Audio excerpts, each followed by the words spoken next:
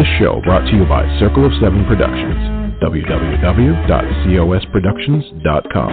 Please be sure to subscribe and welcome to our circle.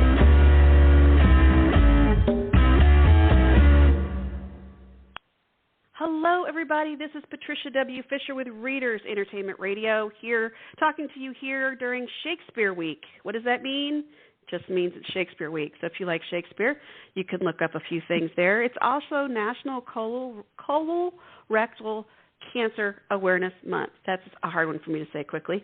But so there are early detection tests for this cancer. And so please, I know it's not a lot of fun, but if you are 50 or if you have a family history of colon cancer, please, please, please talk to your doctor about getting colonoscopy. A lot of times it's included as an annual, as within your insurance.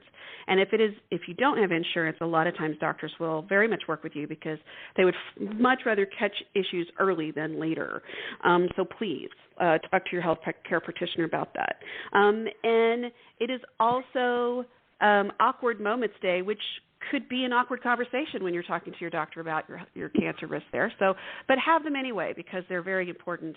But not some of the most amazing awkward moments, of course, happen in books, and writers come up with the most amazing ones. And we have a writer today that's going to tell us all about some of the awkward moments in her fabulous new book, and her name is Tracy Solheim. She's her creative writing started in the fourth grade when she published her first book. It was a bestseller mainly because her dad bought all 10 copies she made on the school's prehistoric Xerox machine. From there, she moved to newspaper reporting with a monthly column in a local paper, and she earned a bachelor's degree in journalism from the University of Tennessee, and then went to Washington, D.C., where she wrote really exciting reports for Congress while pursuing a master's degree in legislative affairs at the George Washington University. And after a brief stint in television production for NBC Sports at the Seoul Olympics, most of her early writing consisted of crafting lengthy government reports. Really very, very stimulating stuff. But her creative writing projects had to wait until she could squeeze them in between her paying gig and her family's busy schedule. And in May 2013, her dream of becoming a published author came true with the release of her debut novel, Game On. Many books later, she's still doing what she loves. And her latest book, Just for Kicks, book one of her newest football romance series, is out now, just came out a few days ago. And you can find Tracy at her website, Facebook, Instagram, Goodreads, Pinterest, and BookBub.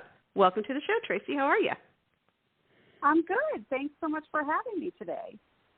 So you have this amazing resume, and so I'm going to just jump right in and tell me about being at the Seoul Olympics. I mean, because, like, a lot of people are like, oh, yeah, I want to cover the Olympics and go. But it is like, do you sleep that whole 2 weeks? I mean, how does that play out? No, you do not.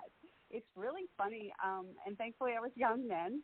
My parents were living in Korea. My father was working over there, and my mother had a gig with the Seoul Olympic Organizing Committee as an interpreter and helping them. And in the process, she met the regional director for NBC who was managing, the bureau there, and setting it up beforehand. And she said, oh, my daughter, she's always dreamed of working in sports. She would love to come over.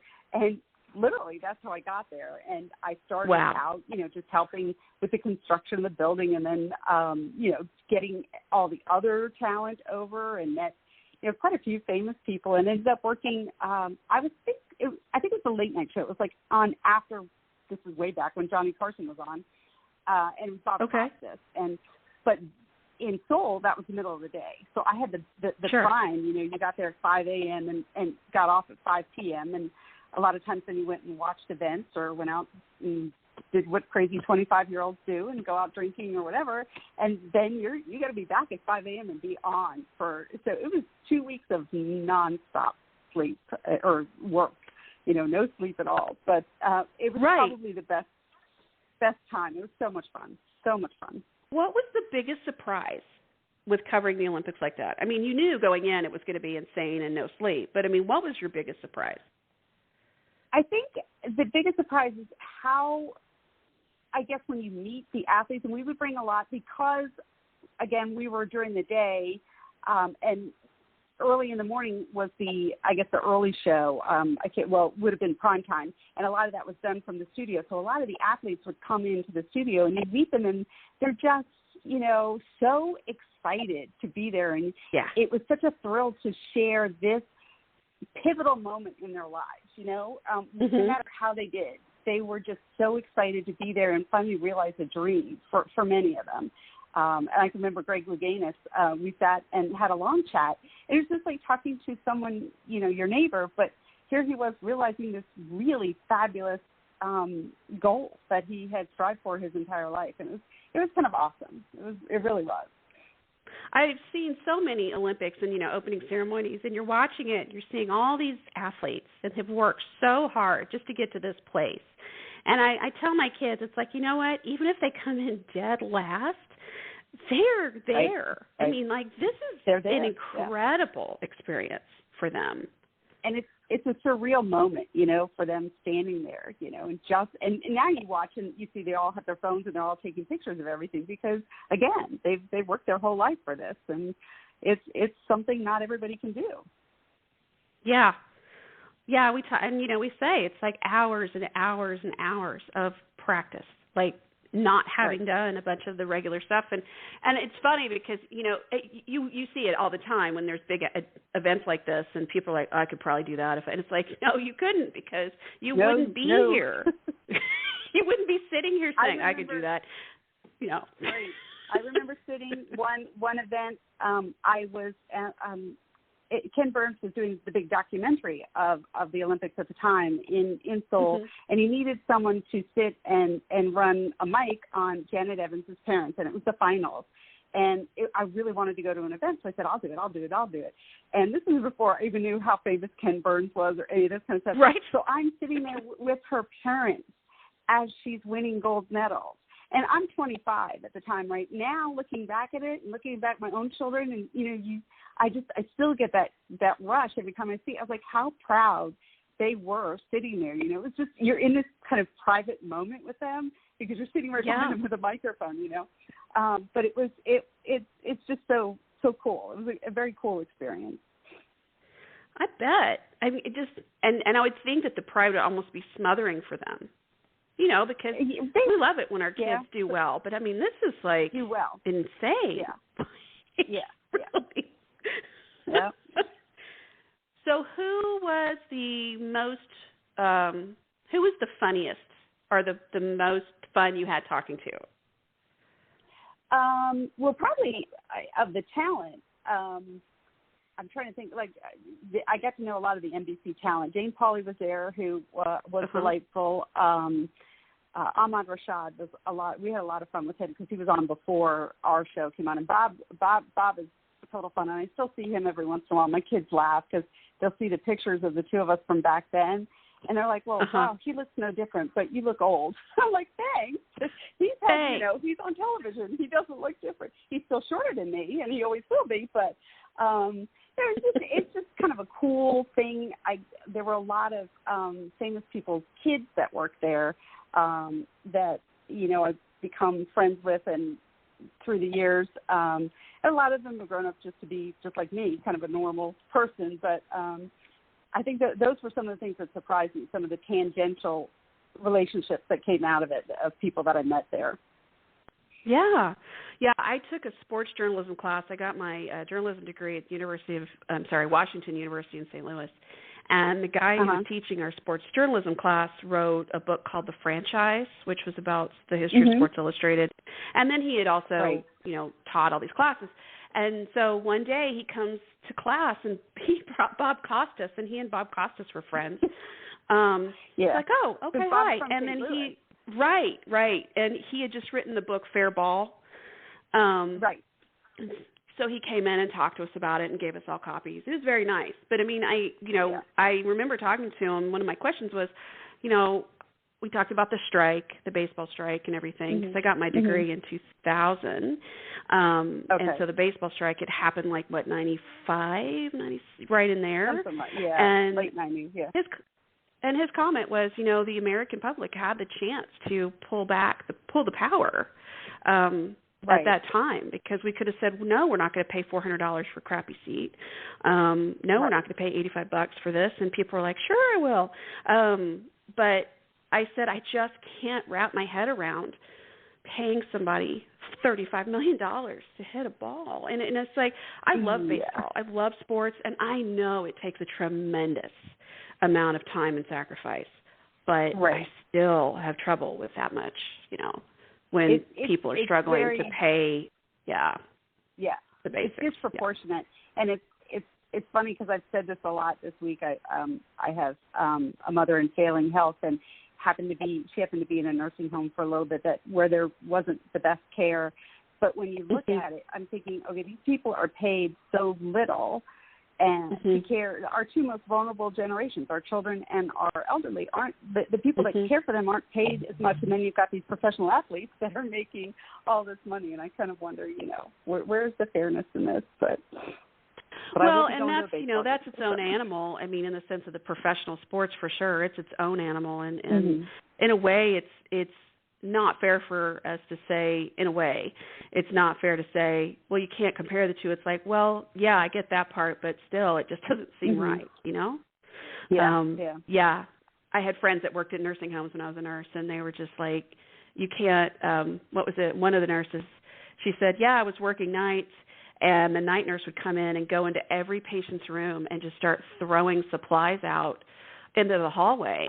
That she's like, Medicaid won't pay for this, won't pay for this, won't pay for this, put it back, can't pay. It's just like, and the nurses were actually bringing in cornstarch because, you'd use baby powder. So when you'd have an incontinent patient, they wouldn't get sheerness, it wouldn't dig into the sheets and stuff wouldn't dig into their hips and everything, and they would be I don't know, I'm trying to think of the word now, but I mean it would be just a gentle move on the cornstarch or baby powder. But you could buy a box of cornstarch for 75 cents, so everybody would bring in their own because insurance wouldn't pay for baby powder. So it was a lot of stuff like that just is so it's stuff that needs to be addressed. But that's not what we're going to talk about today because we got down the rabbit hole. Okay. So so you were doing this cool thing in Seoul, and then were you always a sports fan, or was that just something you? I always was. Yeah, I always wanted to be like a sports writer, and I did some of that in college. But then, I graduated in the mid-'80s from college, and things were kind of crazy. And at the time, my parents were overseas, and I had an opportunity to work. It was then called the General Accounting Office. I think now it's the Government Accountability Office or whatever. There used to be 5 offices within Congress, that the OMB and the Congressional Budget Office, or not OMB, Congressional Budget Office, and the Government Printing Office, et cetera. And that was one of them where we wrote reports and testimony investigating laws that were passed and mostly programs that were implemented. And then you go and look at the program and say, okay, is it working the way Congress intended to when they wrote the law?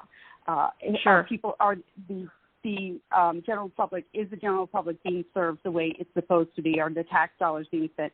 So basically, I ended up going there and writing reports for them for several years. But then this gig came up to go to Seoul, and I just took a leave of absence and then went back. And my goal was, I'll just go to New York afterwards. Well, it's a totally different life, being a page, because basically that would be the job I would be given, would be a page up in New York. And I had a kind of a really nice job in D.C. So I was like, never mind, I'll go back and write reports. And that actually turned out very well, too, for me. So I can't regret it. But I did keep in contact with a lot of the people from NBC, and I would go back, and that was, I always joke that was how I met O.J. Simpson, probably the year before I think he was arrested, and we were up there just doing a football thing, and I think Bob was doing the halftime show or something, and we popped in and got to still meet people. So I still kept my connections with them for a while. Wow. That's just a lot of different experiences, and then you've blended it with writing, because you've got like a few different series, and so you've got a sports series and you've got some different stuff. I mean, you've written all this stuff, and now, here we're getting close to 2013. What's that catalyst that gets you to write that book? You're like, you know what? I think I'm going to finally do this. Well, my husband had a business that he had to sell and had a non-compete, so we had to leave the Washington, D.C. area. And we moved here to the suburbs of Atlanta, which was only supposed to be kind of temporary for 3 years until he figured out what he wanted to be when he grew up. And so I moved here with 2 young kids, but they were already in school, and I didn't really know anybody, and I was kind of still subcontracting and going back and forth to D.C., and I was kind of bored. And I thought, well, I'll start reading. And I started reading for pleasure, and then I'd read a book, and I'd be like, well, I could do better than that. And we went to the beach, and I brought books with me, and I ran out of them, and there was no place to buy any more books. So I just had a legal pad and just started writing, and that actually turned into Game On, the very first book I wrote. And then it was just, I joined writing groups here at the Georgia Romance Writers very quickly, and they have a fabulous conference every year. And they brought in editors, and they have a contest, and they had agents there as well. And I finaled in the contest the very first year and got a contract and an agent, and that was it. So, and I just kind of kept on writing. And it's nice now because, again, I can still do stuff and meet people, but I didn't need to, be, going to the school every day to try to meet other moms or whatever. I kind of built my own life here and my own career, and it was just kind of the circumstances of life, I was too bored after the first couple months. I was like, oh, okay, I'm used to working at breakneck speed and managing kids and everything else. And I remember my kids were like, go away, go do something for yourself. So that's kind of how it got started. And I'm very lucky being in the right place, right time, and the right genre at the right time. Sports romance was just getting picked up again pretty, it was turning hot again. And I think I was just in the right spot at the right time. Right. And I think, too, I think there's a lot of readers out there, women readers who love sports romance. And it's not just, hot athlete. I mean, we know the game. We know the sport. Exactly. We know. Yeah. And that's a big deal because I think it talks to those of us that are like been sitting there listening and absorbing and learning this whole time. And then, of course, being the person in a group that's like, oh, come on, seriously? That's not, and they go, really? You know this? I'm like, I don't understand why I wouldn't. Come on. Right. Yeah. Well, and I get a lot, particularly this book. It's really funny, the reviews. You get the people who pick it up and like, oh, I don't want to be too sporty. And then you get the other people who pick it up and they're like, oh, well, this is good. There's just enough, there isn't a lot of, description of the plays or any of that kind of stuff. And some authors do that very well, particularly the hockey ones. I love all that, the description of the defense and the line changes and all that kind of stuff. But I do think I try to be really accurate about what the day-to-day life is for an athlete even when they're not playing, during the week. And there's lots of sites out there that you can go to. I subscribe to the Players Tribune, which Derek Jeter started years ago. And basically it's a blog that athletes write, and they'll tell you kind of what, what their life is like. And the character Dex in this book is kind of an amalgamation of quite a few people, but one of his character traits is he's very good at math. He's got a degree from MIT, a doctorate. And there is a player for the Baltimore Ravens. That's what he had a doctorate from MIT. He was a math guy, and he would go into, the inner city and teach math to some of these underserved children. So that I kind of, you don't know those stories are out there. You just think it's all the glitz and glamour, but there's a lot of real life stories, and athletes who kind of live just a normal life. They get paid a little more, but, so I try to focus more on that than some of the glitz and glamour and plays and stuff. And because you don't want people to be too overwhelmed. And I was very happy with this book at the reviews that there's just, people from both sides. They're like, I was hesitant because it was sports, or I was hesitant because it wasn't going to have enough sports, and everybody seems to be happy. And so I know I've done my job with this one. Right. Well, yeah, there's a lot. There's does he play for Kansas City? He's an MD. Like he, mm-hmm. yeah. I mean, there's just all sorts of. He didn't play this season because he's up in France. He wanted, or up in Canada, because Canada, right? Canadian. He wanted to stay and it's really funny because I did a lot of stuff on the kickers because this player is a kicker. Kansas City's kicker has a clothing line. He's hysterical. He has the best, and I think I want to do that with one of my characters, is have them have this clothing line, and that's a whole nother element for a romance. Where you can go with it, where it's not. Every day in the football, in the football part, but football's still involved. But they have other lives, other aspects to their lives besides the game. Most of them. Right, and I see that, and it seems to be more so, and I even see it with entertainment. Is back 50, 70 years ago, it was you just did in Hollywood. You just did movies, or you just did TV, or you just did this. Right. And then when people started crossing over, they started realizing that there was all this work that could be done, and then they started diversifying. Well, then when you didn't act all the time, then you learned to produce, or you directed, or you learned to write, or then you opened a clothing boutique, or blah. And so now it's like you have to have 7 different things going on just for the next step out of that world. Right. To have this, all these baskets. Exactly. Yeah. And professional athletes, they know that their time is limited because of just physical abuse. Yeah. Right. And they're planning. They're constantly, planning for what comes next, If they're smart, that's what they're doing. And if they're getting good advice, they're planning for what they'll do afterwards. Right. So tell me how you came about this particular story. It's funny because I was starting to read some books that, I always loved the Scottish era. I love to read historical romance. And Outlander had come out, and there was a lot of modern day books written about, Scottish romance heroes, Patience Griffith. I think Julia London did one under another name, a pen name. Mm-hmm. So I'd read a couple of them. And I thought, wouldn't it be fun to write a book about, a modern day Scottish hero? But then I kept getting, people going, please go back to football, because I did a little bit of romantic suspense in between. And I thought, well, how could I meld this together, And then I thought, well, what would someone from Scotland do on a football team here? Well, be a kicker probably if you played soccer, mm-hmm. Over there. So that's kind of how it came about.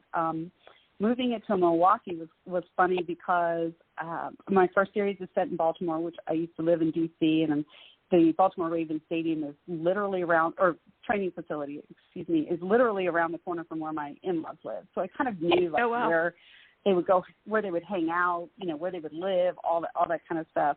But I wanted to set it somewhere different just to differentiate between the two series. And I've been to Milwaukee several times for a reader event. And I just thought, okay, this is a city that's kind of like Baltimore. It's just, good, old-hearted American, you know what I mean? And it's cold weather and lots of hard-working people who really love their sports. So I thought, okay, and kind of a mid-sized city. So I thought, well, this is good, So that's kind of why I ended up setting it there. And kind of the rest took off from there. It was an easy one to write. These two characters, for some reason, they fit together right away in my head. It doesn't always work that way, and I know you know this too. Sometimes it's a little struggle to figure out, okay, who's the right fit for this person. But this one came together very quickly. I always love to see the stadiums and other, I grew up watching the Oilers and, all that stuff. Mm-hmm. And I remember the Astrodome was enclosed in Houston. Right. And so I remember seeing plenty of games in like Pittsburgh, and it's open, in Chicago and everything. And I was wondered, why do the northern teams have open stadiums? Open. Open, like Green Bay, it's in the middle of a neighborhood. Like it is fascinating there. I went up, actually I was up there for Writers Police Academy when I was doing my romantic suspense stuff. And my husband came with. He's like, well, I want to go to the stadium. I said, I do too. And you're right. It is, like, people have their houses almost backed up to it. And now next door to it, they have like a winter theme park with tubing and all that kind of stuff. It's so much fun.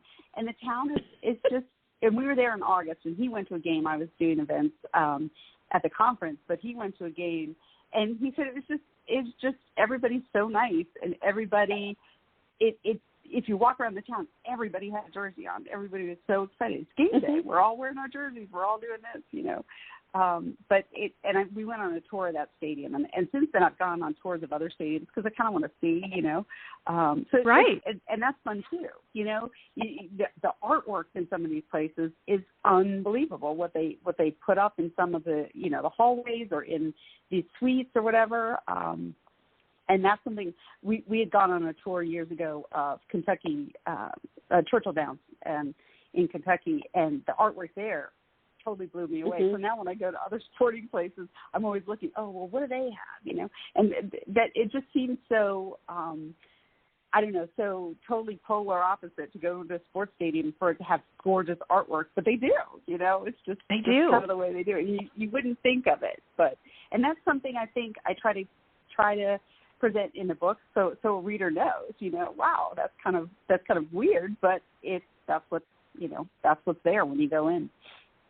Yeah, with my daughter got she sold like, I don't know, a bunch of something in middle school for the fundraiser, and she ended up getting a tour of the AT&T Center, like behind the scenes.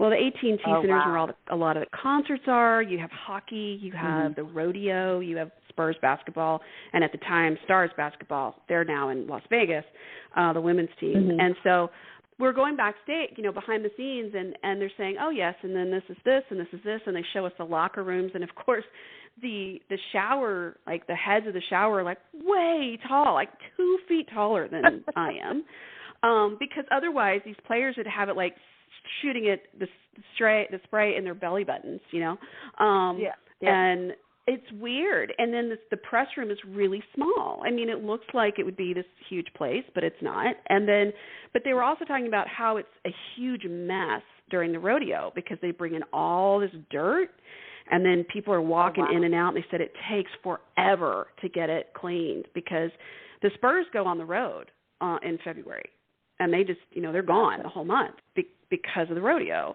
And then they were talking about how quickly they transform the court to the ice, and it was fascinating to see the whole thing. I mean, it's like its own city, and it's like it's its own city, and it's a total career, you know, that someone could get into. That the logistics of transferring it from one to the other is someone can make a career out of it.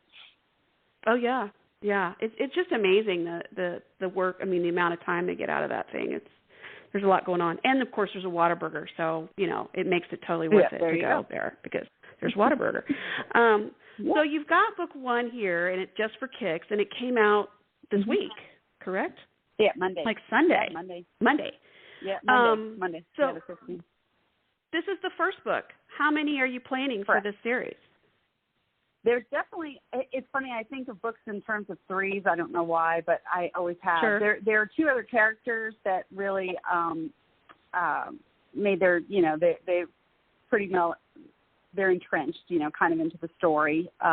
Sure. Luke and Trey, the quarterback. And both of them I have really plotted out where they're going and their books. But there is also the potential for someone, and I did bring in this book characters from the Blaze book, the ones based in Baltimore, are in this first book. There's a spot for someone else to come over. A lot of my readers are asking me for this young woman's story, so I may be able to work that out in a 4th book. I'm not sure yet. But in the meantime, I've got another series that readers have been and bloggers have been really bugging me for, and it's the Second Chance series, which I had 2 books with Penguin, and then we kind of stopped the series. And there's another brother hanging there, and a sister, and everything else. So the third brother's story is coming out at Christmas in October. It's a Christmas story. Okay. So I'm kind of going to be going back and forth, I think, between the 2. I'm not sure. The next 2 in the Milwaukee Growlers series, I might be able to write concurrently. I haven't tried that before.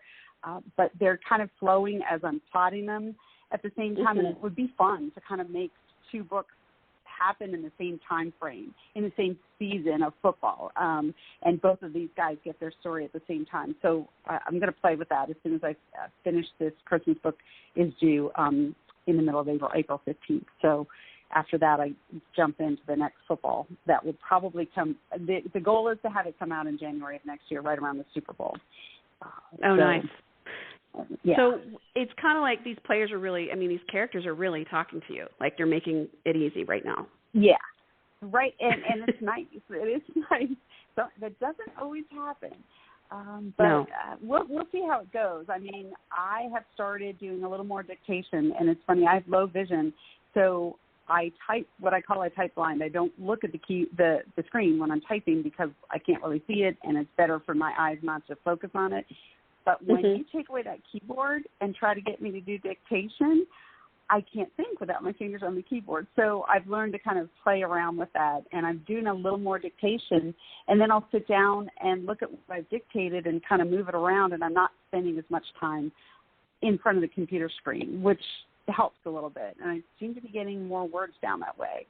I know at the end I'll probably have to spend a lot of time editing, but I think I'm hoping that'll be easier at the end. So we'll see. We'll see how this works out. What are you using for your dictation? For sure. Yeah. Right now I'm using Word, the new Microsoft 365. I've always used Word because you can use it on your phone, and also I had Dragon for a while. Word is a little bit easier for me because for some reason it knows what I'm saying. I don't know why, but Dragon, I had a little problem with interpretation of different words and things. So, but people love Dragon as well. But right now you can, with the new Word 365, you can use it on your phone. So I do. And I used to dictate, into my phone into notes all the time, and then I would download them. But this is so much better. So nice. It's kind of a new tool I'm trying out this year, and it seems to be working. Well, I'm laughing about your dictation and then picking up words because there's this great video, and I don't know if you've seen it, but it's I can send you the link, but it's this 2 guys in a voice-activated elevator, and they're in Scotland. Oh, no. And so they get in. Yeah, it's already a disaster. And so it's voice-activated elevator in Scotland, and the guy's like, yeah. Wow. And they keep saying 11. And so that's a joke in the house is, what time is it? 11. What? 11. And it just gets worse because it's not picking it up. Wow. And it's slowly and clearly. And they get more and more enraged with it. And it's just so funny. And I have a brother-in-law we were talking about. I mentioned a friend of mine knows how to do court reporting, but she was talking about because of the need for closed caption on movies and such, there's like this massive amount of work for anybody who can type really quickly, especially for court reporting. And he said, that doesn't make any sense because computers are going to do computer dictation. And I was like, no. That's not even not going to happen. Not even close. And no. Yeah. It's getting even better now, over time because, It's I've been trying this for years because, again, I've had low vision for, most of my life, but it's gotten worse as the years go by. And so I try everything that comes out. And the difference between now and a decade ago is unbelievable. So at some point we might be there, but I don't know. I don't know how accurate. It's still, you always find mistakes. Oh, for sure. Well, and in regional dialects and accents and slang, and it would be difficult to pick everything up. It would be great if it were a good, 80 to 90% decent. But there's sometimes I've actually dictated and I look at it, I'm like, what is that? What's that gobbledygook? Yeah. I don't, what? I didn't say that. I don't think I said that. So yeah, it's fun. But it's cool that your readers are reaching out to you about characters. I mean, was that a character that you thought they would reach out about, or were you surprised? I wasn't surprised. I've again, because like I said, I've had a lot of people reach out and say, I want this, I want that. No, they've been very vocal since the beginning. So I wasn't surprised, but I'm hoping I give them what they want, you know. I don't want them to come back to me and say, well, no, you didn't do it right, you know. And it's a little weird. I mean, you know, I'm sure the first time that somebody wrote to you, you're like, oh, well, that's nice. You know, that's nice that she, you know, he or she would want to know more. And then another one asked, you're like, okay, after a while, you're just like, people do know these are fictional, right? Like, exactly. You have to give them their happily ever after, you know. It's a compliment and weird all at the same time. Exactly. That's what I keep thinking. I'm like, you know, this person, I can make her do whatever she wants because I created her. You know, it's like, this is my cyborg, not yours. You know, I can do whatever I want with it. But I do get it. A lot of people, they love, and this is why they love series. You know, this is why we write. A lot of us write series because they want to see the whole. You know, the kids grow up. Like, look at Virgin River or things like that. You know, you see the kids from when they're kids in there, but then the later books they're adults and they're getting their own story, and people love that because again they want the closure, they want they want to see people happy because it makes them happy. And right now, given the way everything is, people are so desperate to have something that they can escape and be happy at the end. So, you know, I'm flattered in some cases, but in other cases I'm like, well, could you just let her go? Because I don't know what's going to happen to her yet. And it's taken me, I think, 5 years is when I wrote. She's from Sleeping with the Enemy, and she's the character's younger sister, the hero's younger sister. And everybody's like, please, when are we going to get her resolution? I said, when I know what it is, you'll get it, you know. And I think I figured it out. Yeah, the very first book I wrote, I had somebody run up to me, and a friend of mine, she read it. It was really, I was like, oh, thank you for reading my book. And she's like, so what about so-and-so? And I went, I don't know, what about so-and-so? She goes, well, you can't leave it like that. You got to fix it. Right. It's like, I wasn't planning to fix it. She's like, well, you have to.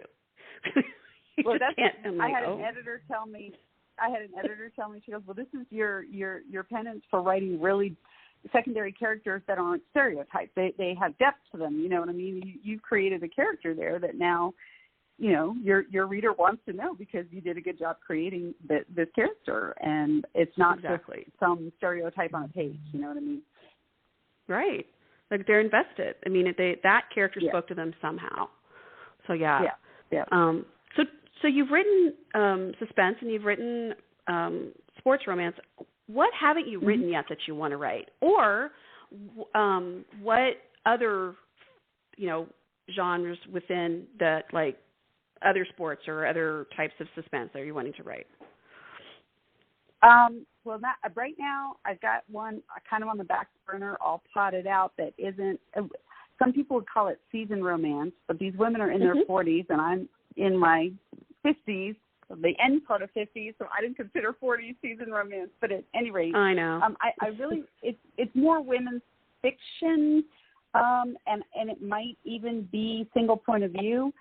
I think I can do it that way, and this is the first time I've ever thought of even doing that. I love dual point of view because I love to be able to see what's in each character's head.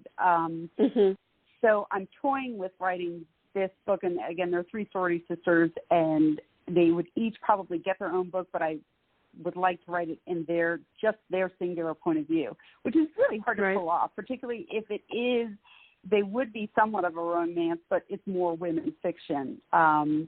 So that's, I think, the next thing I would like to try if I'm going to branch out into something else. And the books are there all plotted out kind of mostly in my head, but there are scenes written for the first book. And I think when I kind of get the nerve to try it, I will. But it's, you know, it's hard. And the romantic suspense, I think I had left Penguin, and my agent was like, oh, this is what's selling. And I kind of thought, well, I don't know if I could write that. But the idea came to me, you know, about this pastry chef in the White House and a, you know, Secret Service agent, and she's seen something that she doesn't realize she saw that's, you know, going to put her in danger. And so it was a book that I had kind of drafted years ago. And so I was able to put it in the White House and things like that. And it turned out writing suspense was a blast because whenever, the story starts to lag, well, you just, blow something off or kill someone or whatever, and you've got, a very easy plot point. And my daughter she was a freshman in college, and she would call me. She's like, "What are you doing?" I said, "Well, I'm setting fire to the metro right now. I'll have to talk to you later." She said, "I hope no one's monitoring these calls or these texts, So it was in that way. Don't check my search history. Exactly. I know what this drug is that will paralyze you in an instant, So in that way they were fun. And there's a character there also that people I've gotten a lot of letters about. We can't wait till her book comes out. And I was like, she wasn't. And the funny part is she's based on a real person. One of my readers who had won, I'll name a character after you in the book, a secondary character. Well, the character grew over the 3 books. And now everybody's like, well, when is Christine getting her story? So Christine's like, well, when I get to pick who plays me in the movie and who my romantic lead is, then you can write it, Right. So, it is funny. People get attached to the characters again as the series goes on. So we'll see. Yeah. We will see if she ever gets her. I have an idea for her, but there's so many books, so little time. I know. I think about that. I'm like, if I had a magic wand and I could just, have all my books written beautifully, like amazingly, and then I think all the books that I've started or noted or thought about or, even, and they were all done tomorrow, I would still have like 50 other ideas that would pop up in my head. And it's never ending. Yeah. You've freed the space. It's a blessing and a curse, Mm-hmm. Yeah. You've freed up space for more stories to pop in, Yeah. It's funny because it's like, it would be fun to write about, just random stuff. I mean, every day there's stuff that you could do. Yep.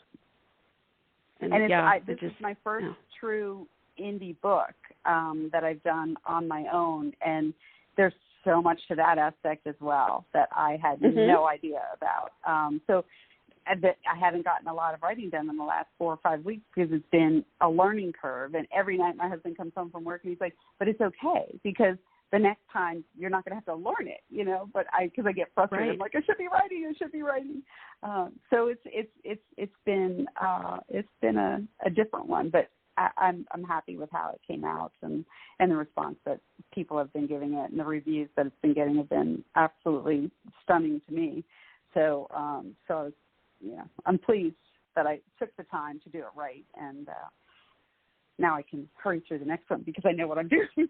Hopefully. Right. Well, and you've kind of, that first book cover pick too is hard, and this was just whoever did it just knocked it out of the park. I mean, it's amazing. Yeah. Lee Hyatt gets the credit for that. Yeah.